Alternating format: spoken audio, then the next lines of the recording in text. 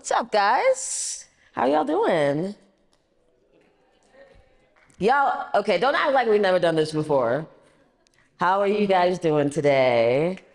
Good. Okay, there you are. I know it's the end of the day, but man, what did you guys think? What did you guys think of the film? Yeah? We thought it was this mic is very hot. We thought it was a little bit of a risk because we usually like bring you guys narratives, but I thought this documentary was so important for people to see. Like, I wish I would have seen this documentary when I was your age, right? And we've had some public screenings at the theater for the festival, which I'm going to tell you a little bit more about. And there are people there, retired folks in their 60s, 70s, 80s, who are like, I learned so much from this. So it's overall just been a great experience to share this documentary with you. We have the director here. So let's just say hi to Lina Plioplyte. Yay!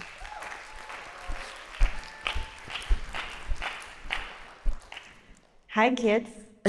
I always just kind of like to Sit down. yeah, just chill. like it's pretty chill out here. You know, we want to thank Philip, of course, and Rebecca for bringing us out. Yeah. Yeah, you guys are some pretty cool teachers. Pretty cool. These are our creative writing and film students, and there might be some other classes mixed in. But so this is the 46th Mill Valley Film Festival, folks. We've been working together for a number of years. I've been here maybe for 5 years, maybe 6 years in a row now. So some of the folks who we started out with have graduated by now, and I'm super excited to be here. This is one of my favorite groups. And so we are on day 6 of the Mill Valley Film Festival. We have screenings in our theater in San Rafael. We have a theater in Mill Valley. We have a theater in Larkspur. We have a theater in Oakland, one in San Francisco. 138 films this year, including shorts, and about 30 parties. I myself have been a part of I'm a part of 24 events in 11 days. So we are running, and the education program, of course, is on the weekdays. We have kids coming into our theaters to see films. Some of you are going to see some Youth Works shorts as well over the next few days. And then we are also, here at schools bringing filmmakers to talk about their work. So thank you for being here, Lina. I just want to ask, I think the big question, which is, who did you make this film for? Oh, myself. Actually, before we start, I want to ask a question. Who here is on their period right now? Me too, by the way. I was just flipping off the boy who was raising his hand, but nice. I hope you are feeling a little bit more maybe empowered or a little bit more knowledgeable after seeing what's going on, because to answer your question, 6 years in the making of this film, I feel like I've learned so much about my body, started tracking it, started realizing that PMS is not some crazy stuff that happens. Sometimes it suddenly became very clear that it's a wave, it comes and goes, and it's a 2-day event, and we're not erratic or crazy as women or people who bleed. And so maybe we can be presidents, really, as some people like to say that we're erratic and we shouldn't. So I feel like making this film helped me to understand that there's a formula in the chaos of being in this body.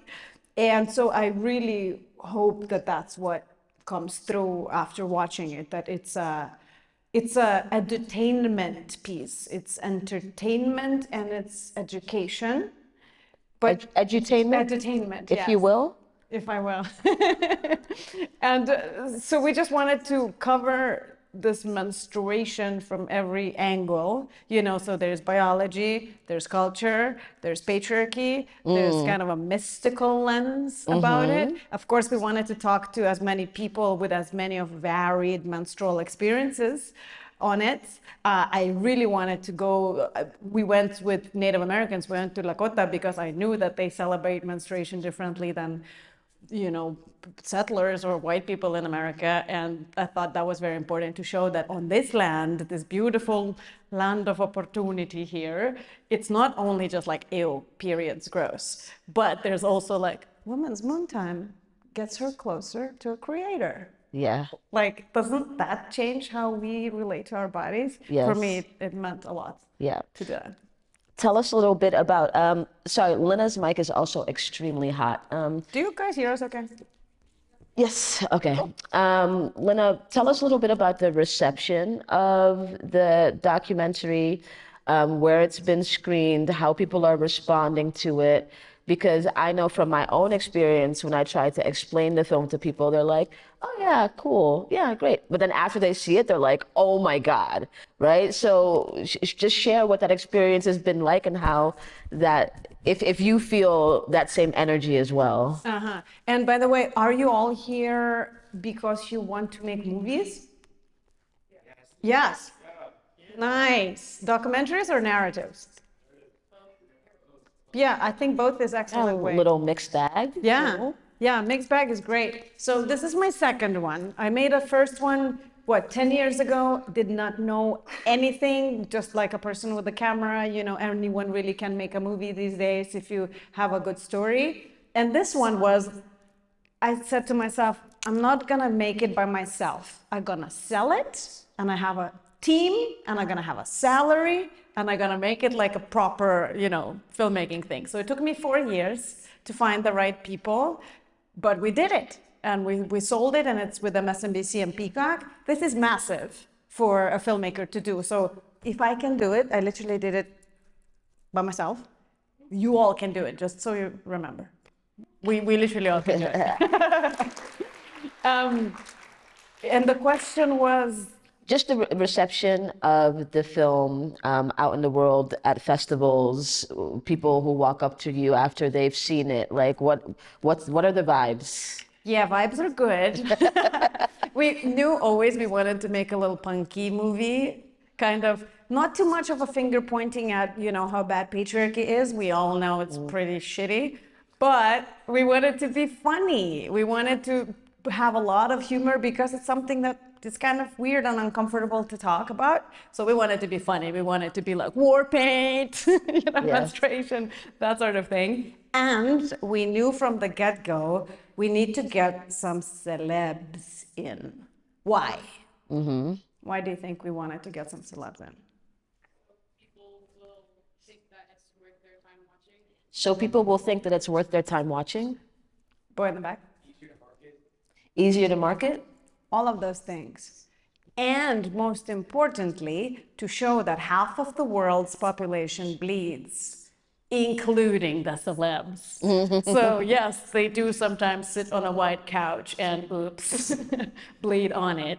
Like some of them have endometriosis, some of them have had miscarriages, some of them are going through some crazy perimenopausal journeys. They're just like us. So it was like a very clear goal. We needed to get someone that everybody would recognize on the screen. So we literally called everyone and their agent and their friends and their dog walker's cousin, from Beyonce to Janelle Monáe to Lady Gaga to Hailey to you name it. Anyone who ever texted period, tampon tax, anything on Twitter, anywhere, we literally tried to reach out to them and try to get them. We didn't go anywhere. And somehow at the 11th hour, when we were just about to be done with a movie, a wonderful friend of mine who works for Vogue, writes for different kind of things. I saw her post on Instagram that she just interviewed Naomi Watts about her perimenopause journey. And I was like, hey, Fiorella, can you help me out? And somehow Fiorella connected me with the PR folks, blah, blah, blah, long story short, to say everyone tries to get celebs these days. There is this back door to get celebs in your film, which is like, use your professional contacts. It's not directly texting, I don't know, Drake. I don't know who you're into. Like, it's not directly going through their Instagrams. That's not typically gonna get you anywhere. Anyway, so once we had kind of people like Gloria Steinem. I don't know, is Gloria Steinem a name that you teenagers know these days? Yes? Yeah, Yeah, that's great. Because it was a big deal for us to get her because obviously she wrote her excellent essay 50 years ago and it's still very, very prominent. So that was the vibe. That was like, hey, we all bleed. Let's tell funny stories and embarrassing stories. Let's make it even more magical than it is. And perhaps the most importantly, we really wanted to speak about menopause. Did you even know menopause existed before today? Even boys. Sorry, can maybe the folks without uteruses answer the question? Did you guys know about menopause? How? Because of your moms, they all go through Maybe it. aunties, yeah. Are you going to be nicer to your moms now after this film? Please, because they're going through a lot. Yeah. Anyway, like there is this thing called perimenopause and menopause that I didn't know much about, and I'm 40, meaning it can start any moment. So we really wanted to undo not only menstrual taboo, but also menopause taboo. Why is menopause have two taboos instead of one taboo? Anyone? Okay, so go on. Both menstrual and aging. It's both menstrual and aging. That's right. So you have, sexism, everything that's female is kind of shit. And also we have, yeah, you're old, so you're probably should be invisible and we don't want to deal with you. Two things. So if you are a woman and going through menopause, you're basically announcing to the world that you're not a fertile, subtle thing anymore.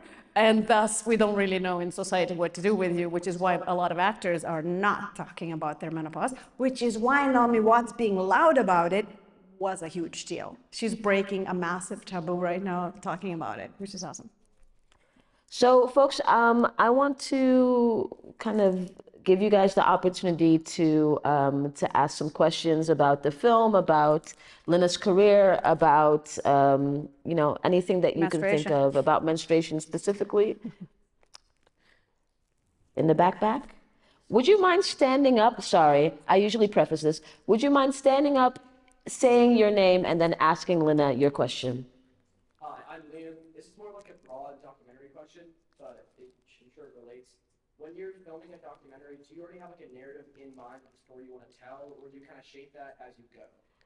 When you're about to work on a documentary project, do you already have a narrative in mind, or does that shift as you go, is the question? Is it locked, or do you shape it as you're filming? Great question. There are multiple ways and really depends on the documentary. They all start with a concept. They all start with an idea. So Advanced Style, my first documentary, was about 7 old ladies in New York City. 65 is the youngest one, 95 is the oldest, and they dress to the nines and they use New York City streets as if it's the runway. They're literally next level dressers. That documentary came, I was just shooting them every weekend. I would borrow someone's camera, I would shoot a little bit, then shoot some more, and then 2 years later I was like, I think we have enough, let's edit something. I just felt intuitively there was a movie there. Now, Periodical was completely opposite story, because if you are to sell your movies to get money, like a good money from Netflix or Amazon or whatever, before you make it, you have to write down a massive treatment, like a book, basically 30 pages about your movie you want to do. And you have to make a little sizzle about it as well. So it's like, and yes, this is a documentary world, right? So there's always room for documentary magic, meaning there is plenty of spontaneity. But when you're working with networks, when you're working with streamers, you have to have a very clear idea what you're going to see on screen. Are you a journalist? I studied journalism, yes. I studied journalism in Lithuania, in case you picked up a weird accent and were wondering. I finished it in Boulder, Colorado. And so I knew basically how to edit clips, how to interview people about who, where, why, when. But no one really taught me the art of filmmaking. I do believe that we don't necessarily need to go to film school for that. We can just watch a lot of good movies, inspiring movies, and a lot of bad movies too, because that's the best way to learn. to see why is it not going. For example, why the last Wes Anderson's movie was not so very exciting. I don't know if you guys seen Asteroid City. I was kind of annoyed by it. You haven't? Great. Yes. I like that. You liked it. I was about to say, I feel like you might make some enemies with that comment over here at Marin School of the Arts. Yes. Can I say what I think is what? Yeah. I liked that I was so confused for the entire film that when it ended, I sat there and you were with me. I was. I think I looked more lost than I ever have ever. And I was just like, okay. Yeah. I had no idea what was happening, but I love that for me. It's interesting. It just, and then you think about it and then you get to it eventually is what I like. Good. Oh, I'm glad you got there eventually. Maybe I'm not there yet. It's interesting, but Scarlett Johansson's haircut was epic. Let's see who we have out here for questions. Yes. Would you mind standing up and introducing yourself and asking the question? Hi, my name's Ren. I know you talked about intersectional identities, and in that film, and you also highlighted people with PCOS and endometriosis. But I'm wondering, did you interview or reach out to more people who menstruate with different physical disabilities, not directly relating to like their uteruses or like menstruation itself? And was that something that you considered or didn't quite consider as much in the filmmaking process, or why didn't you include that? The inclusion of people with disabilities unrelated to menstruation, where was that in your process? Which is an observation and maybe a bit of a critique, I'm hearing? Great, yeah. Which is great, and I'll take that critique. Definitely did not think about it a lot. It's interesting because toxic shock syndrome, which we speak about in the film quite a lot, that is a debilitating condition of menstrual toxic bacteria that literally, we all know people who lost a leg from it. There is a famous model that we consider to have it in the story.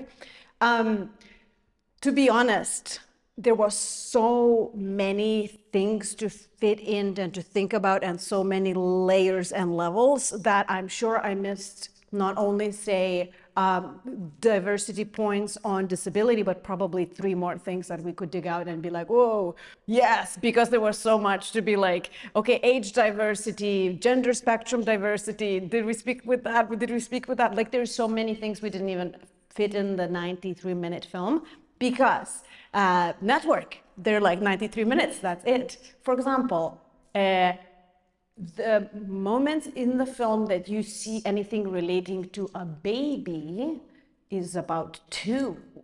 And there's just a picture of a pregnant woman. It's funny, no? Because menstruation is literally what is signaling that you can be pregnant and make a baby. But because I'm not a mother, probably will never be, nor my producer is, nor my editor is, somehow we just like made a movie where the conversation about the baby didn't even exist. So again, somebody could be like, you know, menstruation is about making babies. And yes, there is definitely some blind spots in filmmaking, and that's, I think also every film is very subjective experience. And so surely it reflects what I'm going through, you know, because as Werner Herzog says, if you want objectivity, read phone book.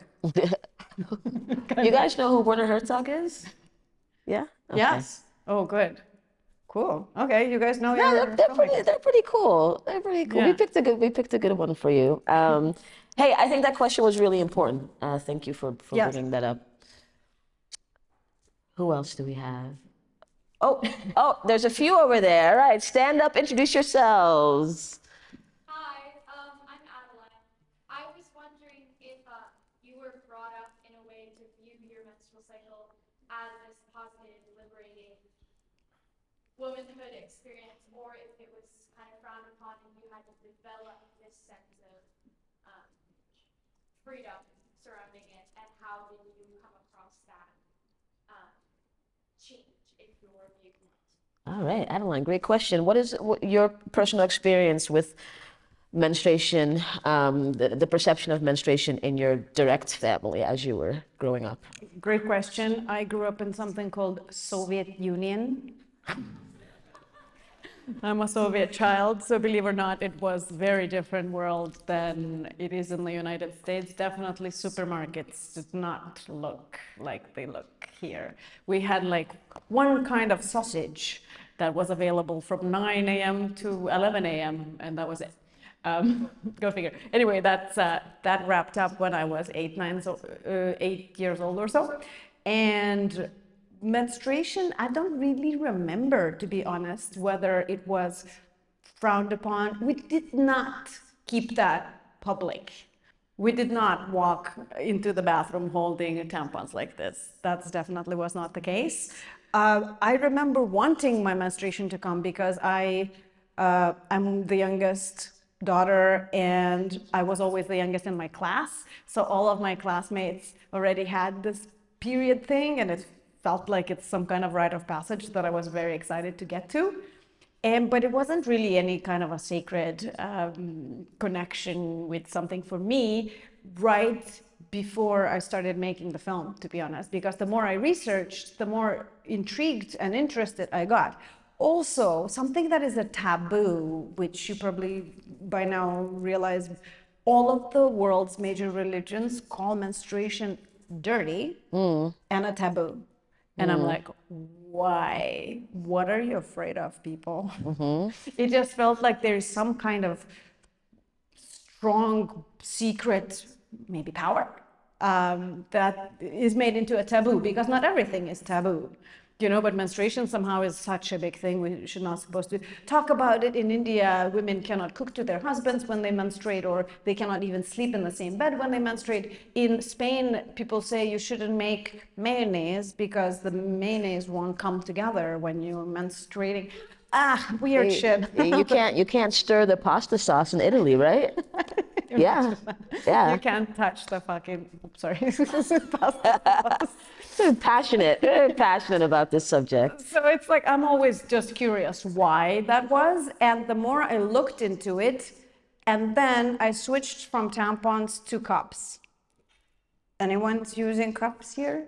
I don't know, what are you? Because you're probably still pads, because cups are weird. It takes like 3 months to figure them out and how to make them not leak. However, and yes, it's too much information, that's how it's supposed to be here. Once I started using a cup, which I started using for sustainability reasons, suddenly you saw how much blood you produced, how it looked like, how it changed the texture, and it became super fascinating. Like the pad is kind of like, ugh, it's not very fun. Like, let's face it, same with the tampon. The cup really turned my curiosity on about my own body. And the Clue, the app that I hope you all have, because that's the best for your privacy, because it's European Union protected. It's created by Finnish or Denmark or somewhere there. I don't know if you're even are you using any tracking apps? Ish. Good. It's really fun to use to track your period, because then you start really seeing the waves. You start understanding when your ovulation is, when your PMSing is, when you're grumpy, and it's okay to be grumpy, but now you at least know, oh, okay, I'm just PMSing. Just eat some sweet potato or brownie or something, right? So suddenly it became making sense. It's like, oh, I'm surfing the wave. And then in the film, when we started asking all of the experts of like, how are they approaching menstruation? And when we understood that, oh, it's kind of a superpower once you know, and you can hack it. Literally, I mean, we're in the Bay. Don't we all want to biohack everything? I'm like, biohack your periods. You know, where you can literally schedule all of your dates. I hope you could schedule all of your homework and all of your exams when you're ovulating as well, right? To know that, like, this is my time, this is my week and a half, where my face is more symmetrical, my memory is the best, my communication skills are at their peak. And I want to be out. I want to hang out with people. And then my egg drops and the ovulation's finished. And then progesterone makes me want to be maybe cuddly and read more books and ideate my next big project and kind of be by myself and watch movies instead of going out to the big party. So again, once you know your body, once you know its cycle, you can really be friends with it. You can surf the wave. I imagine that that's also really helpful in like, you know, how patriarchy has like weaponized women's superpowers or like made us feel shame or guilt, but it probably is helpful when you really understand how your body works and that you giving yourself more grace, like, oh man, I really like snapped this person today, or like, I just want to lay in bed today. Like, allow yourself to do those things because you understand it's just what your body is asking of you, right? I think that's really important. It's truly fascinating. That's one thing I really hope you all take home, just to see like, what's happening? Maybe it's gonna be a little bit different next time you menstruate. Yes, Hi, I'm Chloe, and so for your first film, you showed like more of your point of view of yourself, and for your second film, you wanted to share this perspective of others. Was it difficult for you to paint like your narrative? Did you want to share your narrative? Okay, so for your first film, you stated before that you were very much in what you were seeing, your perspective of your subjects, and in the second film, you wanted to let other people speak on the subject themselves. Like, was it hard for you to release that subjectivity? It's not quite so. Like the first film I'm not on the screen. I'm just following these 7 ladies who I'm in love with because they're like the best grandma, auntie, role model who really don't give to what what society thinks, 80-year-olds should dress like. Like they were just like these liberated women that were larger than life. And I was just like, I want to be like you in 50 years. So, can I learn some tips? Basically, that was all of the films, I think, for every creator are always reflection of ourselves, and or our point of views and or, what world do we want to live in? So I want to live in this liberated world, which is why I'm inspired by women who are doing these amazing things, such as being revolutionary dressers in New York City. When people supposed to, hide when they're 50 and plus and be boring and gray. These women are like orange eyelashes, not giving to how should we replace the bad word? Not giving it to. I mean, I think it's fine. Yeah. Anyway, so it's more like the layers of subjectivity, right? Like my first film was literally in the kitchen with these ladies, following them through their lives. The second one was, okay, let's take a look at menstruation. However, it was still very much how I understand menstruation, because I guess I could have made a film that said menstruation sucks, you should hide it, right? I could totally make a movie like that. That's the beauty of documentary. Documentary is not news. Documentary is subversive truth. So it's always through the lens of that person who shares it. But for us, then it's important to also know when you're watching a documentary on Netflix, it is through the prism of a person who is directing this documentary. It's not, that doesn't mean that they researched every angle and they wanted to show every angle. Here we were just like a group of women who really wanted to make something to make us understand our periods better. But again, the agenda was, let's empower these bodies. You could have made agenda that was like, this is shameful, actually. Yeah. Imagine that movie. Yeah. You had a question, yes. I am a loss of baby and I am a medical career pathway teacher here. I want to applaud you for your great work. This is really awesome. I am spearheading so much throughout to find out that one single thing which you have not covered, and you covered almost every single thing. Wow. Whoa. Thank you. Thank you. And what I noticed that from the politics to religion to software as a medical device, what not? I mean, this is phenomenal work. Really, I really appreciate your work. Thank you. And the one thing which I want to say, what's the end goal in your mind when you are making this? Did you achieve that end goal? Well, that's a question on the audience. If you walk out with more knowledge and empowerment, or at least curiosity, with your body, of your body, then my goal is successful. Could you maybe also, because we have some folks who might be watching this online after the fact, could you maybe share, and I want to make sure that they hear this, could you share what you just said, what your role in the school is and how you think this film will supplement what you do, just what you were saying earlier? I am a medical career pathway teacher here. My name is Naomi, and I absolutely enjoy your movie. You cover almost every single aspect: politics, religion, software as a medical device. I mean, that's a lot. So, want to give you a big round of applause for all your contributions. I would like to. Another thing which I would like to say is about the religion. That is such a tricky and bold topic which you cover. So I want to say something about my faith because I'm a Muslim and I was originally from India and I'm American, of course, now. But so it is not about the shame when we do not, during the period, I do not pray. That is not because of the shame or something else. It is just because we are allowed to do that. We just have to focus on our bodies and just need to take a breath, but it has nothing related to the shame or anything. So what the word I use is that I am on an official break now when I am not praying. So it has nothing to do with shame or anything like that. So I just want to highlight that. Thank you. Thank you.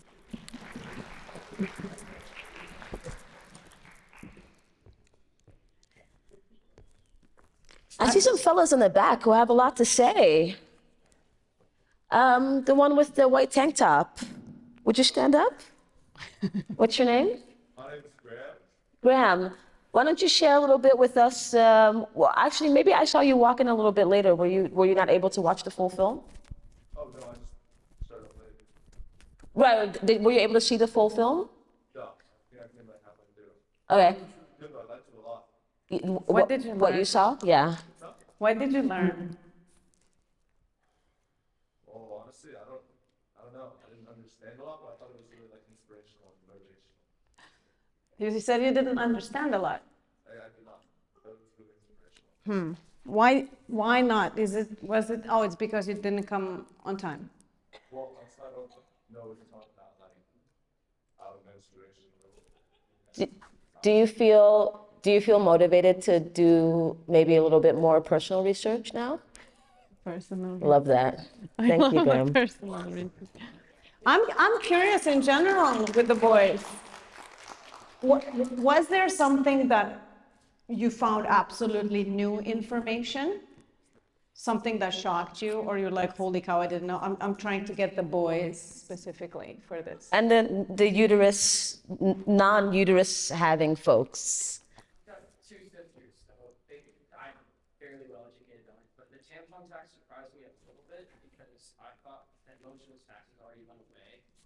But I was surprised to learn that it hadn't yet in this documentary. So yeah, I was surprised. The tampon tax as a movement was something that you was informative for you. Yeah, let's talk about and we'll get to you after. Let's talk about the tampon tax bit a little bit. I mean, there's so much going on in this documentary, and that's. I mean, I'm an extremely chaotic person, so when information gets thrown at me, I love when there's like levels of information happening at once, right? So just the dimensions of everything that you shared. So we haven't even talked about the tampon tax. Let's just touch on that for a little bit, what it was like to, be a part of watching that movement grow and, find their success. How many of you are familiar with tampon tax? Oh, look, good, okay. So you know this exists. What's amazing is that in 2023, this year, there's literally 3 states that have removed tampon tax. Now we have 21 states left. When we started filming, we had 38. Wow. So it's really active movement that is happening. What's crazy is that in those 21 states, we have very red, very Republican states left. And those are the same states that have abortion bans. So how do we do this? Do you think it helps to have conversation about abortion with the Republican people, or it's does that take away from abortion? How do we do this? What it turns out to be, and Laura Strausfeld, the lady, the lawyer lady, so she's the one who goes into these rooms and talks about menstruation with rooms full of men. And what she found out is that they simply don't know what's happening. And so people who write these laws, they thought that menstruation, just like pee, you kind of hold it in and then you go to the bathroom and then you release it. Now, Or you can like pick which. I've read before like some threads or memes about like what my boyfriend knows about menstruation, and it's like, oh, an ex I had once thought that you could just pick the day, so he was hoping that I could do it after we went on vacation that we had planned. So in case you're wondering, no, you cannot pick the day, and no, you cannot hold the menstruation in. It's just blood dripping down your leg. And sometimes it's okay when blood drips down the leg, but the problem is sometimes it's a bucket that drips down your leg. We don't even actually have measurements of what's very heavy versus heavy. Like there is no agreed upon clear measurement when you're like, okay, that's a lot of blood. All we know is that, yes, you bleed through your clothes, you bleed through couches and things, and that's why girls and women and those who bleed, who don't have access to menstrual supplies, they're literally like, well, I'm gonna stay home. I just don't wanna go to school and let people laugh at me because I am sitting in a puddle of my own blood. So I'd rather stay at home. What does that create? This disparity in education and opportunities, right? Yeah, bigger gaps in education, because imagine if you have 5 days of period each month. So you're missing 5 days of school each month.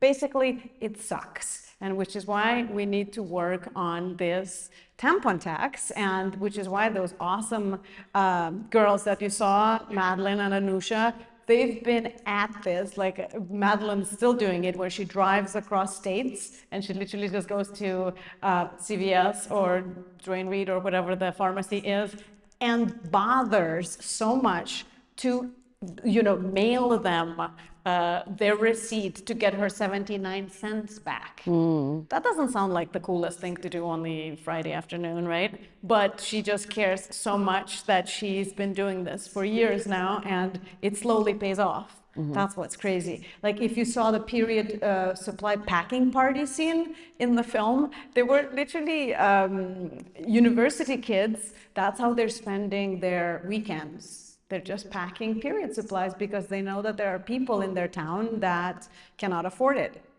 It's to me that was beautifully shocking to see that there are a lot of people who care about other people's menstruation. There are some guys in there too who do this, which is even more fascinating. Oh, I had a question over here, person with the brown pants. Actually, before you ask the question, Philip, how much longer do we have? Good question. We should probably be wrapping it up within like the next 5 to 10. Okay, great. So I'll take maybe 2 or 3 more questions. Yes. My name is AJ. I was just gonna ask for you, what was the most unexpected thing you learned while making this film? What was the most unexpected thing Lina learned while making the film? There's a lot. There was a lot. I think maybe the most interesting to share will be all of the. Are you aware of the word femtech? Femtech is technology ran by females, or typically for something to do with female reproductive health. When we were researching the film, we found out there are so many weird, cool, bizarre devices and support for, or cramps, or ultrasound device to rejuvenate an older vagina. all kinds of things. Half of them really do work. Uh-huh. Half of them are, of course, snake oil, because snake oil is, always cool. One of these devices was, you learned that there's this thing called hot flash when you start to be menopausal. And there is this device that looks like a watch, wristwatch. And if you start your feeling flushed by heat, you click a button and somehow it sends a wave to your brain to say like, no, you're not hot right now. Okay, I'm not. Then somehow it does some kind of a magic, and then you stop having a hot flash. Apparently that really works. It's making people's Bite lives your moms. easier. It's making people's lives easier. It makes people's lives technology so is much playing easier. a part in making the lives of people with uteruses easier in their actual like medical journeys. Absolutely. So we are on this new wave in which we know so much more, way more than our moms ever knew about menstruation, about cramps, about all of the disorders, what to do, and on and on and on. And we can collect so much more data because all of us are using these apps, right? That track us, and we report, what from when do we have sex and how often to what we're craving, or how our skin, is it breaking out or not. Like, we know a lot about menstrual cycle, which is why we're able to say about the hormones, which is why we're able to say, oh, we're cyclical beings. Okay, so now let's just figure out what's your cycle is about. That's a good question. Yes. Never mind, actually, I'll let someone else. But there was a girl with the hat too in the back. Yeah. My name is Jackson. It's more of an appreciation than like a question, but I wanted to say I like that you English more people like me who are like gender fluidity and trans people. I know you didn't go fully into like HRT, what HRT is like for trans men and women, but I like that you did that. Yeah, that requires a whole another documentary, to be honest, because there's so much to talk about. And when we did a casting, when you saw the Greek chorus, do you know what Greek chorus is? Those people talking straight to the camera in the pink womb-like scenario. When we were doing casting for people to, tell their stories, we really wanted to make sure that we are representing a very wide variety of people with periods. So we had a trans man, we had a trans woman, and then we had, if you saw, there was this guy with a velvet shirt. So he's intersex. And I was like, how do I, identify, how are you? He's like, I think I'm a man. So 1% of a population has secondary sex organs, or something, a whole another level of fantastic, wonderful, and unknown for majority of population. And so this guy, he has estrous cycle. Basically, he has ovaries inside, but yet you would think that he's looks like a male, right? And so he would have an estrogen cycle. So he would experience not period because he doesn't have a vagina, but he would experience emotional waves. He would experience like ovulation, happiness or euphoria or external outgoing, and then it would experience PMS and crash and emotionality and sensitivity and whatnot. So what I learned from this process is that there are so many menstrual experiences on this planet, and you just never know what the other person is going through, and this world is much more magnificent than we were told. We have a question in the back right there. Hi, I'm Henry. I was wondering when you were like finding people to interview, like not just the celebrities, but like the Michigan people and like the gynecologists, like did you know you wanted to include them in your film before, or did you kind of do some research and like you chose them, and like how and why did you choose them out of all people to be in your film? So the subjects of the film, what is the kind of this thought behind who is selected? Does it happen ahead of time? Does it happen through the process? And what does that look like for you? So I started researching 2016, 17. I researched all the way till probably 19. You just kind of do it in the weekends and at night. You see what Google search brings you about menstruation, who are the players in the field who are writing about menstruation, who are doing something. So for example, Kiran Gandhi, I don't know if you're familiar with her music, because she's also a musician. She's the one who ran a marathon and basically bled through her leggings, and that became a huge freaking deal. Which is funny, let's face it, it's just bloody leggings. But so she kind of started the whole period conversation very, very long time ago in 2016. And she's wonderful on camera. She's very active. And that's what you want in your casting process. You want people who are also animated and excited and tell stories well, you know, those sort of people. And also we were looking for somebody who's doing, whether it's advocating work, whether it's education work, or like Megan Rapinoe, who's you know, a captain of a football team and soccer team, and we knew that they tracked their periods and they won the Gold Cup. So we wanted to talk to them about like what's the connection between the two. So again, Kiran was somebody who was, since the day one, I knew I wanted her in the movie, even though from her running a marathon to movie coming out, it's probably 6-7 years. And also she's a musician, and I was like, that would be so cool if she would also write us some music, because that's a cool interweaving of materials. And so she did, and that was really fun. And for example, with the main activists, I was following one activist, and then I met Anusha. Anusha was 19 at the time. And then when we started filming, I was like, okay, we need to go into production with this. And I was like, I don't know if Anusha can hold a whole film. You know, like typically you need one person to be kind of a throughout line. And I was like, I don't know if Anusha is that. And also, I don't want to tell another hero story. One person carries the world over their shoulders and saves everybody. You know, like I was like, that's boring. So when we started filming, very first day of filming, we met Madeline, who is this sparkling, curly hair, bigger than life Cuban girl who lives in New York. And she immediately, I knew it, that she's going to be an amazing, like I don't know if it's a sidekick or they're sharing. I think they're sharing the spotlight as like two heroines who are going through the film, you know, while Michigan is removing its tampon tax. So people sometimes come at the 11th hour, literally starting to film. It was more so trusting that documentary magic that I was talking about before. Like we knew that the story will come together. It takes a lot of guts to trust that instinct, but for me, it always comes together. You find it somehow. Can't explain to you, but once you're really on the mission to make a story, things come together. They really do. We want to thank you for this extremely cohesive, educational, entertaining project. Folks, give a round of applause to Lina Plioplyte.